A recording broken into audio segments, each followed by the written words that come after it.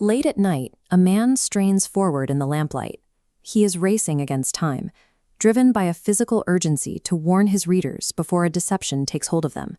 His eyes are weak. Normally, he dictates his letters to a scribe, but here he seized the pen himself. Writing every word by his own hand proves the message is too critical to pass off. He is laying down a detailed argument against a specific human obsession, the drive to make a fair show in the flesh. The men he opposes are collecting outward marks, building up physical credentials and status symbols to prove they belong. Relying on those credentials is a dangerous illusion. To see reality, you have to bypass the outward marks and find out exactly what remains when they are gone. Think of a highly successful person. Now systematically strip away everything they might boast about. Physical power and beauty are entirely temporary. They behave exactly like a field of grass bending in the wind, holding for a brief moment and then vanishing completely. Wealth is equally fleeting. Riches slip from a person's grasp like an eagle lifting off a branch and disappearing into the sky. This balance scale visualizes the final test. When human physical power, wealth, and even wisdom are weighed against the divine, the human side mathematically balances out to absolute zero. Everything a person has came from somewhere else. Stripping away the physical, the material, and the intellectual leaves a person with nothingness.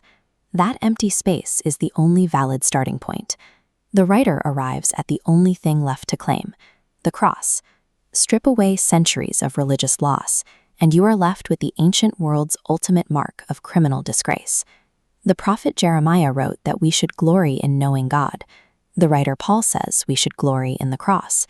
Placed side by side, they state the exact same truth.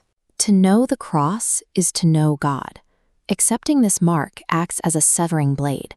It permanently cuts a person off from the world's entire value system. A man makes this choice and walks through a crowded, noisy city. He is physically present in the streets, but completely detached from their desires and fears. Society rejects him, and he is isolated. But the world's hatred and God's friendship are identical realities viewed from opposite sides. Christ descended into ultimate humiliation. He was pressed down to the point of execution, ending in the physical reality of a violent death. This descent mirrors the natural world. A seed is violently pressed down dark earth, where it lies buried. This burial functioned as a planting. The absolute bottom of the pit served as the turning point for a new trajectory. The exact same downward gravitational force that buried the seed transforms into the kinetic energy that aggressively drives it upward. The cross, an instrument designed for ultimate degradation, acts as the only mechanism in existence capable of carrying something from the dirt of the earth into heaven. The invisible power of God is physically verifiable in created things. The pattern expands far beyond a single seed.